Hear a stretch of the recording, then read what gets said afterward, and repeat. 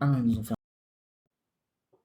fait bon, je rappelle très globalement la notion générale de cette midala qui est Kol davar shaya bichlal veyatsa min haklal lelamed, lo lelamed ha'atzmo yatsa, lelamed haklal kulo yatsa, avec cette sugya donc dans Shavuot, qui est l'idée que à partir du moment où on a sorti chez la mime, du klal des Kadashim, c'est pour nous dire que de la même manière que les Shelamim sont Chayav Karet, euh, si on les mange en étant tamés, de la même manière, tous les Kodashim qui se définissent comme Kodshim Isbeach, si on les mange en étant tamés, on est Karet aussi. Et que la difficulté, c'est en quoi est-ce que c'est différent d'un klal ou prat. Alors, justement, hein, c'est différent d'un klal ou prat parce que ça ne limite pas le klal à juste le prat, ça ne limite Ouais. pas les kadashim au shelamim, et que de toute façon, on ne pourrait pas faire un klal ou prat puisque, comme c'est dans deux endroits différents de la Torah, tu peux pas dire il y en a un qui est avant ou l'autre, première C'est chose. ça. Première et deuxième difficulté, pourquoi est-ce qu'on n'a pas fait un klal ou prat ou klal et quelle serait la différence? Et Rashi expliquait euh, que dans klal ou prat ou klal, finalement, c'est une forme de klal ou prat ou klal. Donc, en réalité, c'est un, euh, c'est un prat ou klal, Ouais. mais, mais sachant que le prat a été réduit vraiment au prat-prat. Donc l'idée, c'est que on a premièrement klal ou prat qui réduit au seul prat, Mhm. et ensuite le klal qui vient élargir à ce qui ressemble par, on l'a vu, un certain nombre de propriétés principales au prat. Ça, c'est le cas du prat-prat. Okay. Alors que, nous dit-il, ici, comme le prat n'abolit pas le klal, on peut normalement, on élargit plus. Ok. Et là-dessus, Tosfot vient poser une question, là-bas dans Shavuot, on va voir, à partir d'une autre souga qui est dans Sanhedrin, en disant, mais non, mais je vois pas la différence, moi, entre le klal ou prat en termes d'effet, et le d'avoir shaya birklal et yatsa. Donc, on va faire d'abord la souga dans Sanhedrin, qui est assez simple, hein.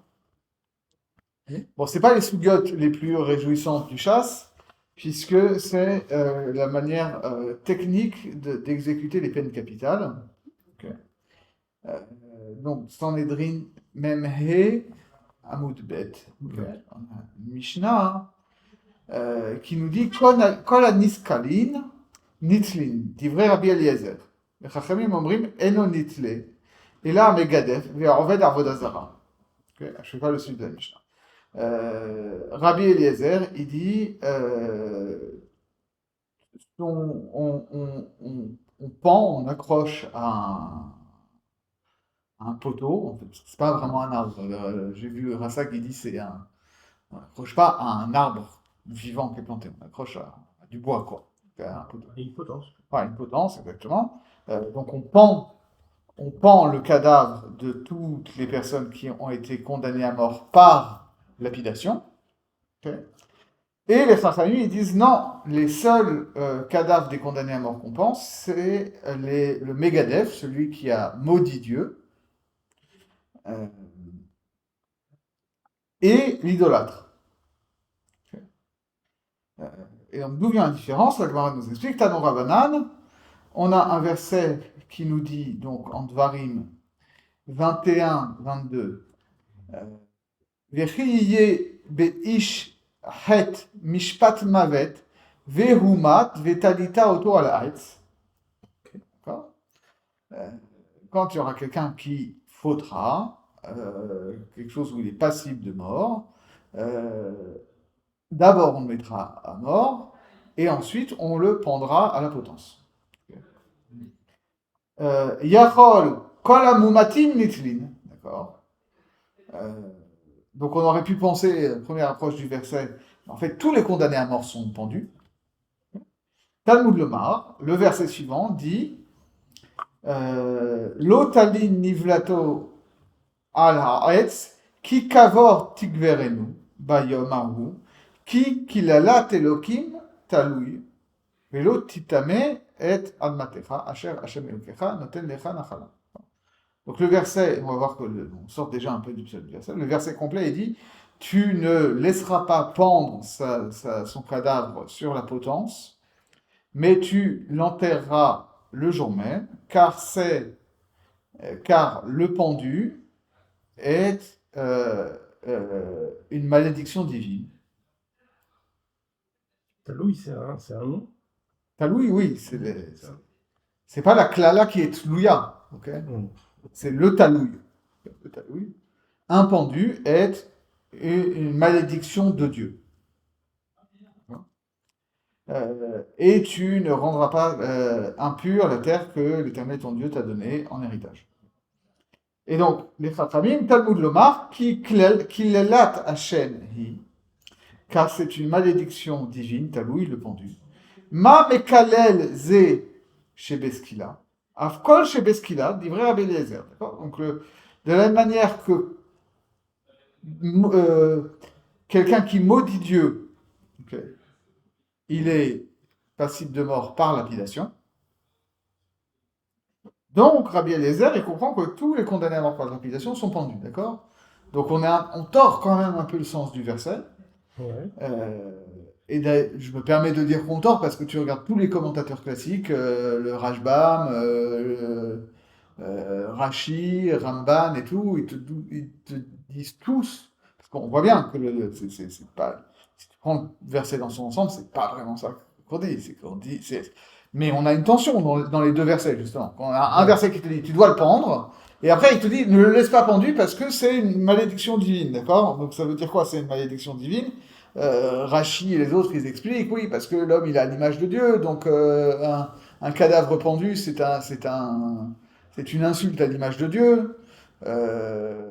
Rajbam, il va même encore plus loin, il dit que si tu laisses un condamné à mort pendu, tu as des gens qui, voyant le gars pendu et n'étant pas d'accord avec la sentence qui a été prononcée, vont maudire les juges. En particulier la famille, tu vois. Police partout, justice nulle part, machin, etc. Justice pour Adama, nanani, tout ce que tu veux. Okay. Ça y est, c'est les municipales, on se lâche. Ok, non, mais voilà, c'est ça, c'est intéressant. C'est ça l'idée. Donc c'est vrai que le verset, il dit pas tellement ça, mais les Chachamim, ils s'accrochent quand même à cette mention un peu bizarre, dont on n'avait pas besoin, tu vois. Tu peux me dire, ne le laisse pas pendu, ok, tu le pends, puis tu le dépends. Tu n'as pas besoin de m'expliquer, finalement, fondamentalement. Donc il s'accroche là-dessus pour comprendre que cette malédiction divine, ça fait aussi allusion au fait que les peines capitales qui sont concernées par cette pendaison, c'est quelque chose qui est analogue au fait de maudire Dieu. Donc celui qui maudit Dieu, il est passible de lapidation. Donc Rabbi Eliezer, il étend ça à tous les gens qui sont passibles de lapidation. Il réduit en fait, parce que le premier pasouk. Ah oui, il réduit. Donc là, on a un klalouprat. Exactement. Alors attention, justement, on a à quelque chose, on a un klalouprat. Chachamim omrim, ma mekalel ze shekafar beikar, av kol shekafar beikar. D'accord? Les Chachamim disent non, on va avoir une lecture des plus restreinte des propriétés de la chose. Maudire Dieu, c'est nier la divinité. Okay? Donc, ne sont pendus que ceux qui nient la divinité. Donc, aussi bien celui qui insulte Dieu, qui maudit Dieu, qui blasphème, que ceux qui se livrent à l'idolâtrie. Mais donc, eux, ils sont plus restrictifs. Okay? Mais là, on a l'impression que c'est une question de degré. Alors justement, la pose la question, Ben Maïka Mafligé, c'est quoi la différence de degré? Rabbanan Darché, Klalé ou Praté, Rabbi Eliezer, Darish, Ribouillé ou Méoté. Voilà, c'est ça. Ok. Donc, Rabbi Eliezer, il fait Ribouille ou Miout, ok. Et les Chachamim, ils font un klal ou prat. Ils font un truc de l'ordre de klal ou prat. On va voir que c'est pas si juste que ça. Okay. Donc on nous dit, Rabbanan, Darché, Klalé ou Praté. D'accord, Rabbin, ils font un truc de l'ordre du klal ou prat. Vetalita, klal, tu dois le pendre, ça c'est le klal. Ki klilat elokim hi, ça c'est le prat. La malédiction c'est le prat. Ihavu, alors là on rajoute un gros chidouche. Ihavu mekarve le hadide, amrinan, en bechlal lema shiva prat.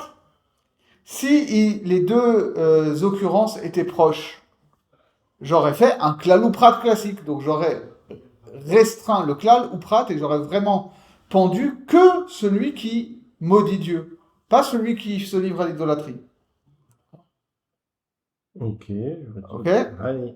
Hine mine, hine in, ok. Donc ça, le Megadef, le blasphémateur, oui. Midacharine, là, le reste, non.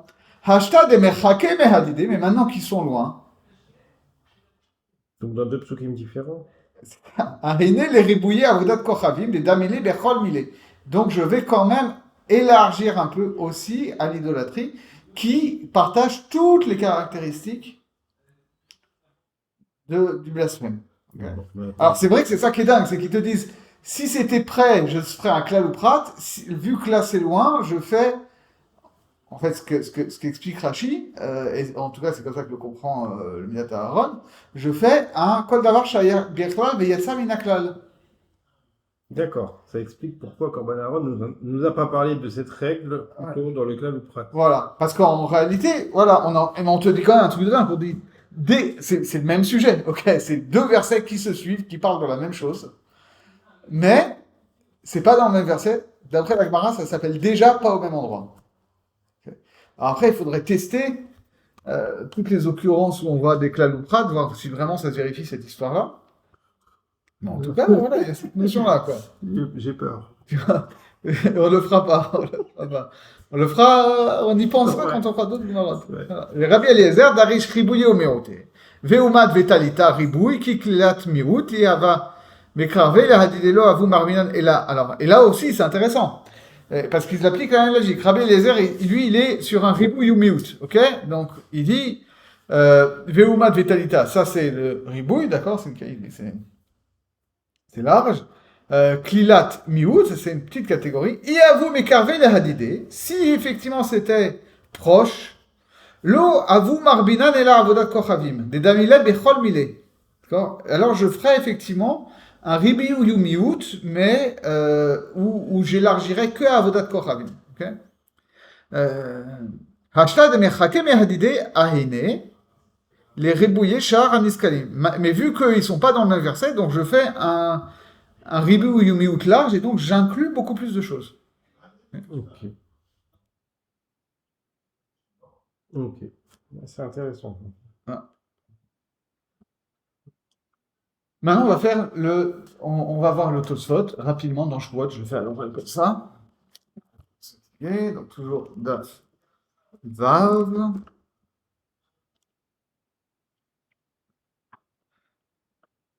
Voilà, je refais le Tosfot. Le Tosfot, il disait comme ça. Achad yichlal v'achad lifrad. D'accord? Là-bas, on disait, il y a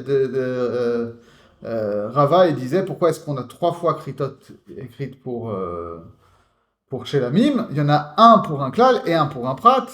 Piresh bekuntras. Vim tomar klal ou prat. Ven bechal alemashi beprat. D'accord? Donc Rashi, il dit, pourquoi est-ce qu'on fait pas un klal ou prat? D'accord?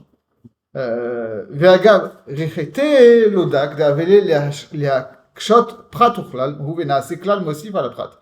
Parce que vu que dans l'ordre de la Torah, le prat ici vient avant le klal, on aurait dû faire un prat uchlal et on aurait dû beaucoup plus élargir, d'accord? Et on avait répondu déjà. Maintenant, justement, même qu'on ne fait pas un klal ou prat ou un prat uchlal, c'est parce que il n'y a pas d'ordre. Et donc, s'il n'y a pas d'ordre, tu aurais pu faire et que la logique, c'est quand même une logique ici de restriction. C'est comme ça que Rashi pose la question dans le bon sens. Voilà. Prat betsa ve'aklal be'emo. Uma shepiresh de midat klal ou prat amiru chakin ena ke midat klal ou prat uchlal. En nire. D'accord. Et donc Rashi il explique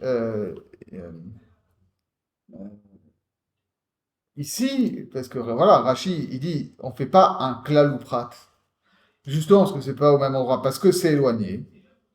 D'accord. et après, donc il expliquait que voilà, c'était pas un klal uprat parce que c'était éloigné, et ensuite il disait que c'est quoi la différence entre un klal uprat ochlal et cette mida-là. Et là-dessus, Tosot, il remet notre Gemara dans son Edri, ils disent comme ça, hein, En nire, ça n'a pas l'air clair, devait perek nigmar adin, mochiar de riba umiet, avec emidat klal uprat amiru hakim. D'accord. Euh, Parce que, donc, la logique de Tosot est subtile. Ok. On a différents degrés. D'accord. On a un klal uprat qui est réduit au prat. Ok. Euh, et ensuite, on a un ribouille ou mute qui élargit plus. Ouais. D'accord. Euh, et la Gemara, dans son Edrine, nous dit un ribouille ou mute quand c'est proche, ça élargirait que à Avodazara. C'est ça. Ok. Et donc, euh, euh,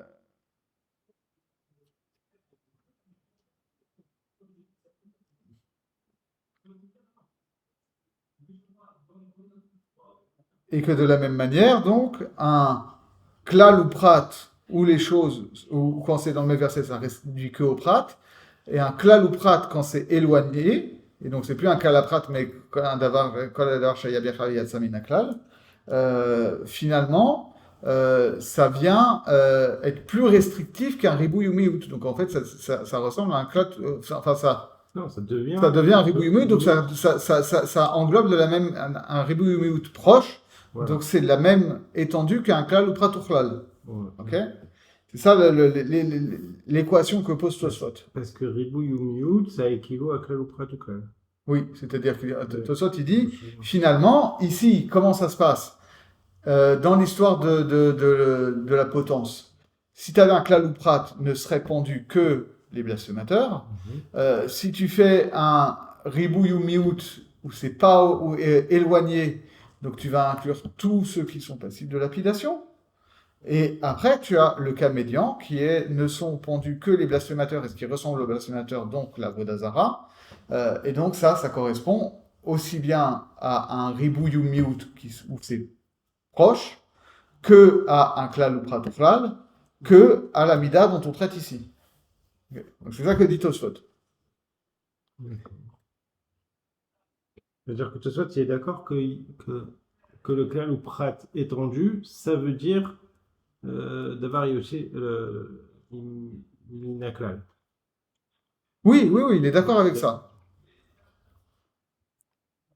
Il est d'accord avec ça. Voilà. Et donc, c'est là-dessus que notre commentaire réagit. Je ne fais pas la fin de Tosfot, c'est pas le sujet. Et il nous dit, voilà. Baiser Navin Sugia des Sanhedrin. Voilà, maintenant on peut comprendre la Sugia dans Sanhedrin. Okay, donc ça on avait, Zeleshana Sugia, ça on a lu le texte. Voilà. Et donc je passe ensuite au Pirouche à Sugia.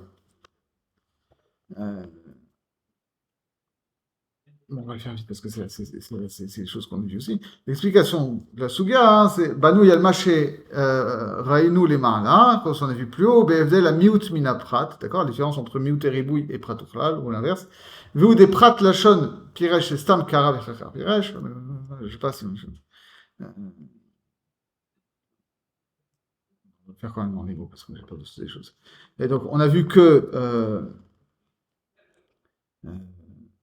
Prat, c'est donc que en fait, la Torah a été non univoque ou de manière un peu, voilà, pas suffisamment compréhensible en laissant klal, et ensuite elle explicite le klal en le réduisant au prat, ou bal el amedenu shien lecha bestam ela apirouche, et donc ça réduit l'implicite à l'explicite, ou les en lecha lilmod afilo de damele bechol mile, d'accord. Et donc dans un klal ou prat, même les choses qui ressemblent selon toutes les propriétés essentielles, on ne va pas l'inclure.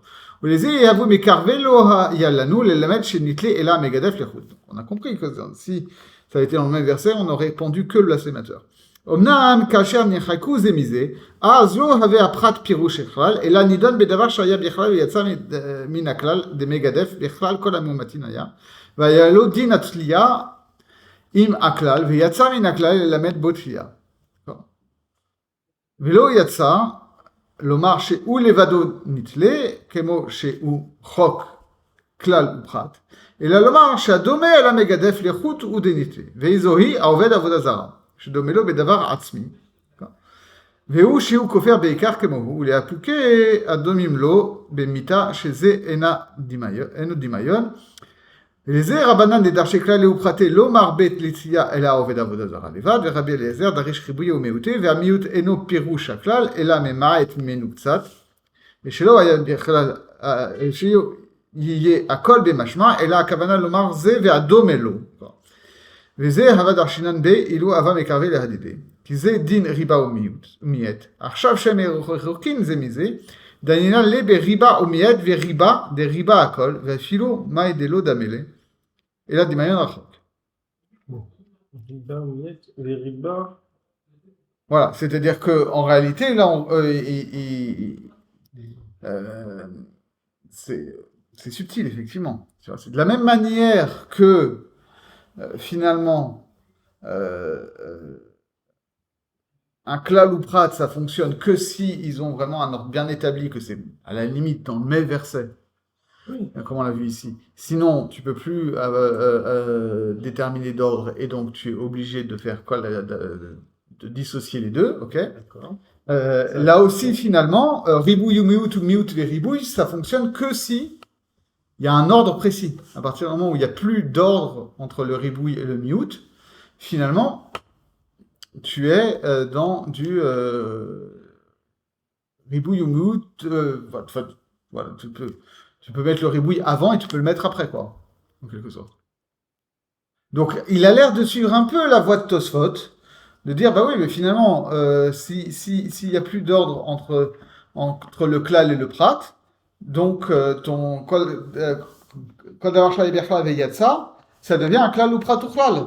De la même manière que tu vois bien ici, que ton ribouille ve-miout devient un ribouille ou miout ve-ribouille. Ouais, comme tu dis, c'est subtil, là. Là, il y a...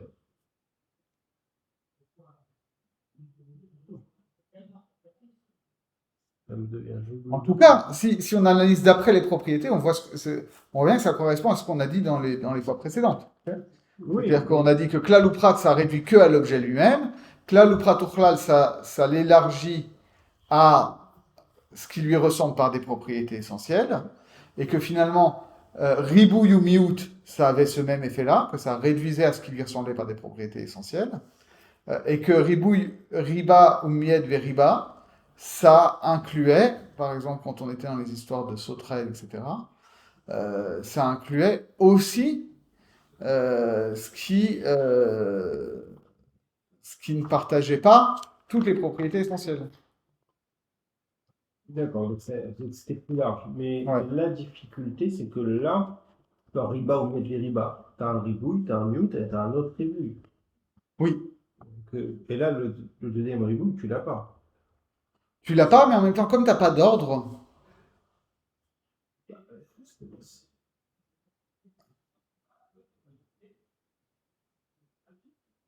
alors qu'est-ce qu'on avait dit quand on disait miout veribouille? Parce que miout veribouille, c'était aussi... Non, on incluait plus que dans le pratouchlal. Ouais, je crois. C'est dans quoi? C'est dans le Nazière? Ouais. Je pense que oui, mais Ouais, je pense qu'on en incluait plus, donc ça ne fonctionne pas. Mais bon, mais enfin, ouais, là, la logique, elle est un peu. En tout cas, la logique, elle n'est pas explicite, mais on comprend que c'est les mêmes effets. C'est ça qu'ils veulent dire. Ça, d'accord. Vous avez fait, ça revient à ça, ok. On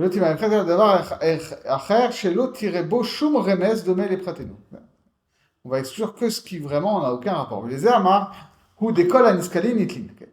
Re ve'aven ki mipne a richuk shenidrachek aprat minaklal.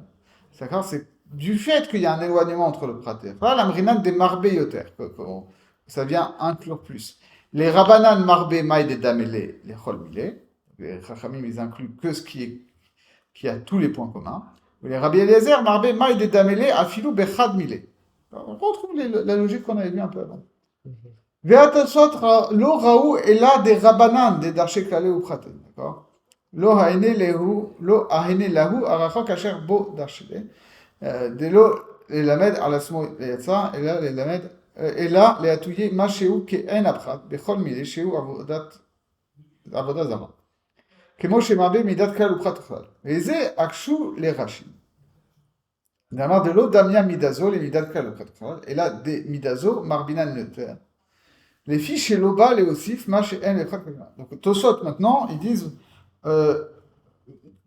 qui eux ne regardent pas l'histoire de Rabbi Eliezer, qui regardent que les chachamim qui sont dans Klal Uprat, ils disent Rashi, tu me dis Kol davar shaya bechla veyatsa, c'est plus large que Klal Uprat ou Chlal. Klal Uprat ou Chlal. Okay. Or, dans la Sougia de Megadef, si c'était Klal Uprat, ce serait que le blasphémateur. Si c'est Klal Uprat ou Chlal, c'est le blasphémateur et l'idolâtre.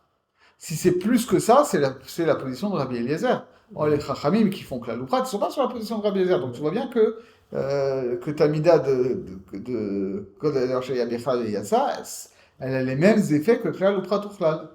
Ok. Et là, heureusement, le Midot Aaron, il nous sauve, il nous dit, les Darati, en mikan kushia. Il n'y a pas de problème en réalité, ça ne peut pas. Deatam lo matz'u rabanan chalukot acherot. Lirbot zulati o avodat elilim, de damele bechol mile, o shar aniskalim, de lo damule ela beskila lechut. Parce qu'il se trouve que dans cette histoire de potence, il n'y a que 3 degrés. Il n'y a que soit uniquement le blasphémateur, soit le blasphémateur et l'idolâtre, soit tous les condamnés passifs de lapidation. Les Amroucha, des Lomar Binan et la Avodazara. Donc ils ont dit, là on inclut qu'Avodazara. Aval Lomar Binan Aniskalim, Shenze Dimouy. Parce qu'ils ne veulent pas aller jusqu'à inclure tous les passifs de lapidation. Avalina Finami, Delo Yasham Chalukot Acherot Em Saïot, Ben Avodazara ou Ben Shah Aniskalim. D'avoir marminane à l'aider rechuk aprat meaklal, d'accord. S'il y avait un 4e degré qui était entre on inclut Avodazara et on inclut tous les niskalim, alors effectivement l'abida elle serait là. Pourquoi il ne veut pas aller jusqu'au niskalim? Je ne comprends pas. Parce que les chachamim qui font kol davar shaya bechla veyatsa minaklal, ils vont pas jusqu'au niskalim. D'accord, mais pourquoi? Là il est en train de dire c'est parce que tu n'as pas assez de degrés. Mais vu que Niskalim n'était pas encore au clal complet, tu pourrais y aller. Alors, effectivement, ça, il va le justifier. Mais déjà, on comprend que de manière purement formelle, il dit, si dans la soubia de Talita Oto, il n'y a pas de différence entre Klal Uprat ou Chlal et Kol davar shaya bichlal, c'est parce que il n'y a pas de degré qui correspond. On est dans une logique quantique, quoi. Il faut bien être à un niveau ou à un autre. Tu ne peux pas être entre les deux. Compris. D'accord.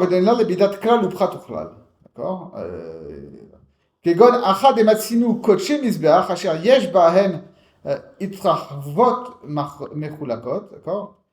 Alors que dans notre sougia là des corbanotes, voilà, on a quelque chose qui s'appelle Kodesh Mizbeach, qui est très large, mais qui ne va pas jusqu'à Kodesh Kabayit. Et après ça, il y a encore un autre degré qui inclurait aussi Trouma. Ve'elu hava klal uprat uchlal. Lo haynu arbin ela adomim bechol advarim העצמאיים בהיותם קודשים קלים כמוהם, ודבר נאכל בטהרה ונעשה בטומאה. משום דהווה פחת מרוחק מן הכלל, ודרשינן לה במידה לא ללמד על עצמו יצא. D'accord. Si l'histoire de Shelamim, ça avait été vraiment klal ou prat ou chlal, on aurait été plus restrictif, on n'aurait pas inclus tous les kodshé misbeach.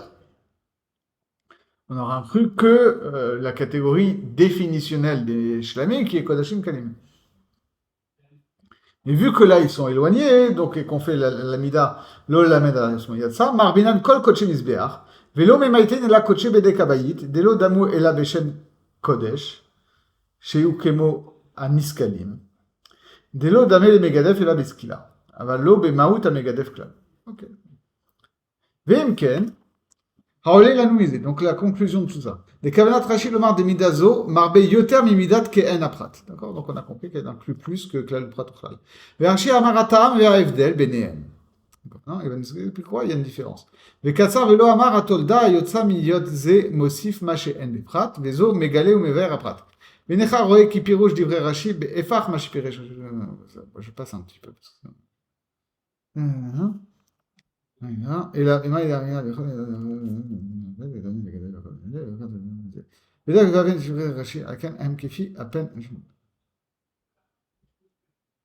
Donc, conclusion, je saute un petit peu, hein, parce que tout ça, on a compris. Et il nous dit, tu vois bien, Rashi, là, il s'est intéressé à ce que nous, on a défini au début comme deuxième type de cette mida, qui est celui que ça fonctionne comme un peu quand même comme un calopratokal, même si c'est plus large, et pas comme le premier cas où c'était l'histoire de allumer un feu Shabbat. Tu te rappelles qu'on a dit que c'était ces deux cas-là? On avait dit que dans le... Oui. Qu'en fait, cette mida est référée à deux choses qui avaient l'air complètement différentes. Le deuxième cas, c'est tout ce qu'on vient de voir. Okay, c'est un calopratokal plus large. Et le premier cas, c'était cette histoire que dans les Melachot de Shabbat, il y avait allumé du feu, et on a sorti allumer du feu pour nous enseigner une propriété sur chacun des éléments de l'ensemble. Okay. Donc il dit tout ce qu'il a dit Rashi ici, c'est que sur le deuxième cas, c'est pas sur le premier. C'est ça, il y a deux cas. Soit ça vient pour restreindre un klal, voilà. Soit ça vient pour apprendre des propriétés sur tous les ensembles du klal. Voilà, ou sur la structure de l'ensemble peut-être. Quoi. Et ça, maintenant, il va revenir dessus. Chez Kefi, à peine Arishon, Kushiato chez Hikshe, Lama Enani Donit Bechlal ou Prat. D'accord, parce qu'effectivement, ça Kushia de dire pourquoi est-ce qu'on ne fait pas un Klal ou Prat, et tient pas, ça n'a aucun rapport. Shen Prat Zeba les Lamed Maché Bechlal, et là, les Lamed Davar Acher Ashine Lamedeu les Chol Achlal. D'accord, ça ne vient pas nous apprendre quelque chose sur ce que contient le Klal, mais ça vient nous apprendre quelque chose de nouveau sur tous les éléments du klal. Ven demayon leze im klal ou prat. Donc ça n'a aucun rapport avec un klal ou prat. Vecher ma she tiretz les ma she hikshe, she ma she efresh ben midazo, les mida klal ou prat klal, ganken kefi ma she piresh bepen hashenit, she ou she amida ba les faresh les glot, bon, ça on avait compris. Val ma she tiretz rashi acharze. Maintenant, pourquoi? Parce que toujours dans notre souga de Shavuot, Rashi il ramène l'histoire d'allumer du feu à Shabbat, d'accord? Veu kefi ma shepiresh bepen arishon, d'accord? Il rapporte le premier aspect. Veu omro ve'od deyesh dvarim acherim she'enan baim bemidat ke'ain aprat, d'accord? Il nous disait pourquoi est-ce que en quoi est-ce que ça ne ressemble pas à un klal ou prat ou klal? Parce que effectivement il y a des cas où biachal c'est pas du tout la même logique. Donc c'est la même mida, ok? On appelle ça la même mida, mais elle fonctionne selon deux logiques complètement différentes. Vavid Dimian Lezei, il apporte cet exemple-là, à Avara, chez Anu Omrim, les Chalek Yatzat. D'accord? Le fait d'allumer un feu, qui est venu nous dire que ça venait séparer les différents Avot Melacha dans Shabbat. Umidazo, hi ba'a, kemo sha'anu lema. Va'areni kemosif al divrei arav, levaeram. On va expliquer un peu ça. D'accord?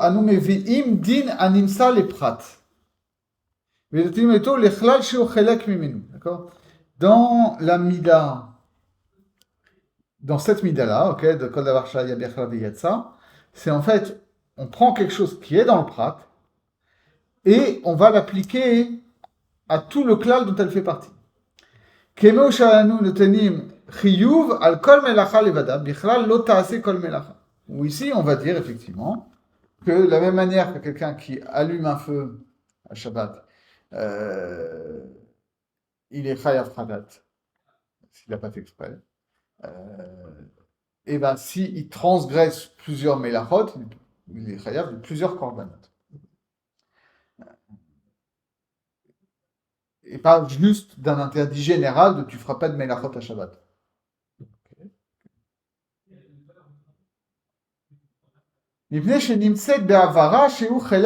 D'accord? Alors que si tu veux comparer avec un klal ou prat ou klal, la logique elle est différente. Parce que là-bas, c'était Shema Shenimsa Bechlal, Navi Oto Lechol Mashidme Leprat. Que les choses qui ont été énoncées à propos du klal, on va les appliquer au prat et à tout ce qui ressemble au prat. D'accord?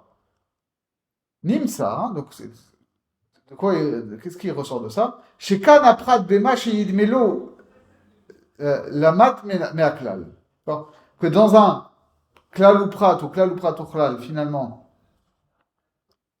ce que l'on sait à propos du prat et ce qui lui ressemble, on l'apprend du klal. Au Medatenuzo, et ici, à l'inverse, aklal lamat meaprat. Le klal, il apprend du prat. Donc il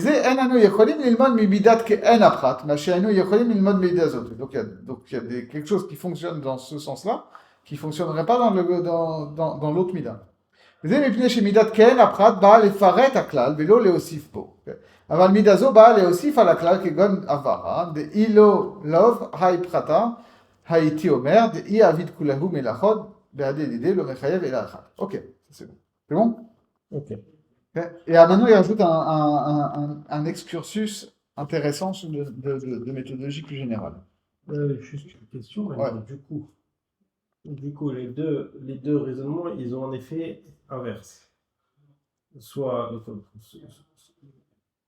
justement, on restreint le klal à appliquer au seul prat, soit c'est le contraire, ça veut dire le klal, tu as le klal et et la règle que tu apprends au prat, tu vas l'élargir au klal, même si c'était pas explicite dans le klal. Mais pour la havara, par exemple.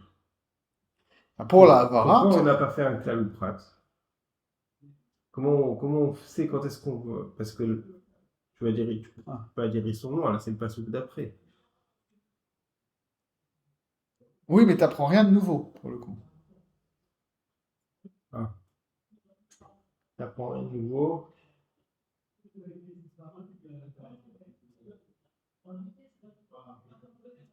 n'apprends rien de nouveau, c'est le passouk d'après, c'est pas dans le même passouk.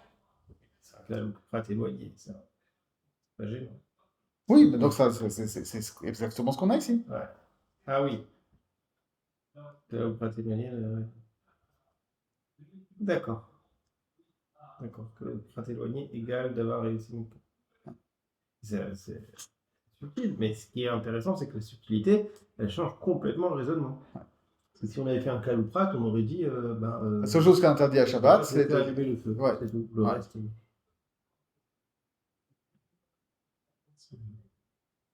Alors, effectivement, après, il faudrait étudier comment ça fonctionne là-bas, parce que là-bas, c'est plus complexe, parce que tu as aussi considéré que toutes les mélachot qui ont été énoncées pour le Mishkan, c'est aussi un prat, suivi d'un klal, suivi d'un autre prat, tu vois.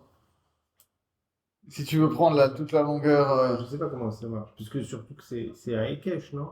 Là-bas. Qui fait que. Non, c'est pas ça le mécanisme. Pour transposer les mélachot du Mishkan. Je sais. Ouais, c'est un cache, mais c'est vrai il faudrait voir comment c'est construit, comment on se débrouille avec... Parce que pour le coup, une macro-structure qui couvre plusieurs paragiotes, quoi. Oui. C'est vrai. Bon, alors il rajoute un truc qui est sympa quand même. Il dit Davarze yé masour beyadecha. Retiens bien ce truc-là. Veuki bemidot be'atzmam en chiluk al divrei Rabbi Ishmael baim klal. Sur comment fonctionnent les midot, est-ce qu'elles sont valides? Il n'y a pas de débat, fondamentalement. Alors après, bon, le Ravach, il dit attends, il y a quand même ribouille ou miout, ou il y a quand même un gros débat. Bon, ok, c'est ce qu'il prête. Des kula mekubalot me'ar Sinai ve'en chiluk ala kabbalah. D'accord? Les gens sont d'accord que c'est des méthodes qui sont reçues par tradition. Il n'y a pas de débat là-dessus. Ve'im timtse eze machloket beze. Bemeat iyum tabit she'en amachloket bemidot. Et là, machloket bekara iata lehai mida imlo. Le débat, c'est pas est-ce que tel mida ça existe ou pas, c'est savoir est-ce que ça s'applique à tel verset ou pas. Donc, il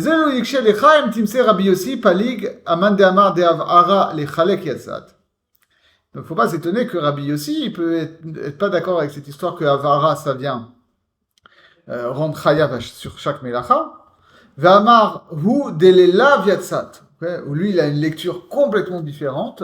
Tu dis ça la première fois aux gens, ils hallucinent. Ils disent, en fait, pour Rabbi aussi, pourquoi est-ce que le verset, il a spécifié allumer du feu? C'est parce que le feu, c'est pas chayav mita. Ouais. C'est juste, c'est interdit. Ok. Oui, Chayav malkout, c'est pas chayav mita. le Shabbat, je comprenais rien. Et là, ils vont te jeter des pierres, quoi. Bah, faut être ouvert d'esprit. Ouais. מפני שאין זה משום דפליג על רבי ישמעאל במידת כל דבר שהיה בך, etc. C'est pas, il remet pas en cause la mida dont on vient de parler. Et là, chez l'État, les en anou srichim elea. Parce que lui, il est en plus d'accord, il est d'une part d'accord que cette mida-là, elle existe, mais d'autre part, il est aussi d'accord que quelqu'un qui transgresse plusieurs melachot, il doit porter plusieurs korbanot. Sauf que lui, il dit, j'ai pas besoin d'appliquer cette mida-là à ce verset-là. Hein. Les fiches où lamad achiluk mikara charina. Il l'apprend d'un autre verset. Vei me echad mehena. Alors ça, c'est un verset qu'il y a. Dans Vayikra, exactement, que j'ai retrouvé ici, Vayikra Dalet, d'accord, où on nous dit, Daber el bnei Israël, les morts nefesh ki techete bishgaga mikol mitzvot Hashem, asher lo ta'asena ve'asa me echad mimena, d'accord, on parle à tous les bnei Israël en leur disant, une personne qui fautera par inadvertance et transgressera n'importe quelle mitzvah donnée par Dieu, qu'il ne faut pas faire, et il a fait une d'entre elles. D'accord? Et donc, lui, il comprend, me'echad mimena, me'echad shehu hena, ou me'ena shehi achad. D'accord? D'une qui fait partie de celle-là, et de celles-là qui sont prises une à une. Mais les amar, hu sheotzat ha'avara, donc il a pas, pour être mechalek, il n'a pas besoin du verset du feu. Et donc, lui, il dit, le verset du feu vient nous apprendre autre chose. Lo ba'a, lo ba'at, les midazo, et là, les akel à la avara. Shenba et là, la ovlechu. Donc, il apprend autre chose, qui est que le feu, justement, pour le coup, on le sort du klal pour apprendre complètement autre chose, quoi. Avalamida kasha isarech elea darishle, qui en chiluk elea. Mais quand il a besoin de cette mida, il l'utilise, il n'y a pas de problème. Mais Tam Gadol Yesh et Rabbi Yossi, le Otsi à Katouvazé, les lave. Alors maintenant, chose que moi j'avais jamais vue. Pourquoi que le Rabbi Yossi nous sort ce truc hyper chelou de dire non, mais parce que on a sorti allumer un feu à Shabbat en disant c'est juste un interdit et c'est pas passible de mort. D'accord? D'où il sort cette idée dingue? C'est après. Chez Ouléakel Be'avara, c'est une grosse coula quand même. Vélo les chalek, chez où les acharmir bo. Bah, pourquoi si tu l'as sorti, pourquoi tu n'es pas marmir dessus, tu vois? Dis-moi, c'est chayav karet, j'en sais rien, moi. Après, une discussion, c'est karet, c'est plus grave ou moins grave que militaire. Bon, tu dirais ce serait karet bémézid. Bah, de toute façon, les autres aussi, on dit c'est karet bémézid quand il n'y a pas d'atra. Oui, d'accord, mais bon, t'aurais pu trouver un truc où c'est oui, plus grave, quoi. Ok. Après, c'est la hiérarchie des peines, je ne comprends pas dedans. Alors pourquoi? Kevan des Sefa des Karab allait à quel? Parce qu'en réalité, la suite du verset, qui dit Lo tevaeru aish bechol moshvotechem, d'accord? Bechol moshvotechem, ça, on sait que c'est une kula. Pourquoi? Vedarshinan be moshvotechem en atam mavir. Aval mavir ata bebet amuked. D'accord? Que tu n'as pas le droit d'allumer du feu chez toi, mais tu as le droit d'allumer du feu au Beth Amikdash quand tu apportes les korbanot. Mais les herbes maroud et coulé kara et akel be'avaraba. Donc lui il dit, bah voilà, puisque le pasouk en général, il vient nous dire que, bien là, il y a des cas où allumer du feu c'est permis à Shabbat. Alors, la logique générale de ce verset-là, c'est de nous dire que allumer du feu, ça fait partie des interdits les moins graves de Shabbat. D'accord. Le marchavara en ba et là isur lav be'alma. Vechumrat achiluk lamadota mikara charina. Bevadai ilo kativela lo tevaharu lechudia. Ava Rabbi Yossi darishle lechalek kemo de Rabbi Natan lechumra. Et donc mais c'est sûr que Rabbi Yossi, s'il n'avait pas ce verset me'echad me'ena, alors il ferait la même dracha que Rabbi Natan. Quoi, Rabbi Natan? C'est Chachamim a priori là-dessus, qui dit lechalek. D'accord. ומה שנשאר לנו לבאר הוא, donc il reste une chose à expliquer, כי למה לא נדרוש זה בכלל הצריך לפחת. Alors pourquoi est-ce qu'on ne fait pas quand même, ça ressemble à la mida précédente, קל שיוצא לפחת, אחר שהתולדה באה מאחד, vu que Finalement, ça revient au même quand même. Hein. Ouais. Veu shenagbil aklal, shelo yuvan mimeno ela adome le prat. D'accord? On réduit le klal à ce qui ressemble au prat. Ou les enomar, de lo damushte amidot. Il y a quand même une différence conceptuelle. Des midat klal atzarir li prat, kvar amarnu sheu kacher aklal lo yuvan mimeno mashi. Il faut rach bifrat klal. Le klal, on ne le comprenait pas hein, si on n'avait pas le prat pour l'éclairer. Kiaz no marche à prat ba les faresh aklal ou les ukme bedavar ze. Lo aya mouvan mimin. D'accord. Onam kacher aprat ou chelek mimash chez yuvan bichlal. Mais si le prat, on n'avait pas besoin de lui pour comprendre le klal et on comprend qu'il fait partie du klal. Az imi yusmuchim nadin oto bichlal prat. Alors là, effectivement, on rentre dans un autre branchement. En fait, en réalité, le Kol Davar Shaya Bichlal V'Yatsa Min HaKlal, c'est plus proche d'un klal ou prat, d'accord? Parce que un prat Atseir Lechlal, on a vu que, justement, s'il y avait une ambiguïté sur le klal, tu avais besoin du prat pour comprendre le klal, tu faisais pas un klal ou prat, même si c'est dans le même verset. Ici, si tu n'as pas besoin du prat pour comprendre le klal, alors ça ressemble à un klal ou prat. Et sauf que si c'est pas au même endroit, à ce moment-là, ça devient un Kol Davar Shaya Bichlal V'Yatsa. Ok? Et après, il nous reste finalement trois midotes qui sont un peu que lui il va grouper en réalité, d'accord? Qui sont Kol Davar Shaya Bichlal V'Yatsa Min HaKlal Liton Taon Acher She Keinyano Yatsa Leakel Velo Leachmir. Ensuite, Kol Davar Shaya Bichlal V'Yatsa Min HaKlal Liton Taon Acher Shelo Chenyatso Yatsa Leakel Leachmir.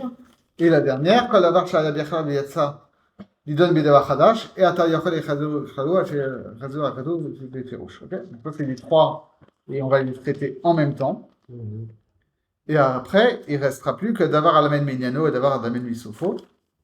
Et la dernière, dont on a vu en introduction que Shne Ketumi Amarchi Zedze, en fait, c'était une anti-mida. C'est ça où justement on ne peut rien apprendre. Ça va de ça?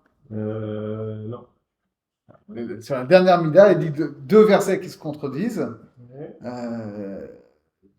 Tu peux pas trancher, tu peux pas Le troisième qui viennent expliquer. Donc c'est une anti-mida, puisque finalement, il n'y a pas moyen de tirer quelque chose de cette contradiction des deux versets. Tu as besoin d'un troisième verset qui vienne te dire comment lire.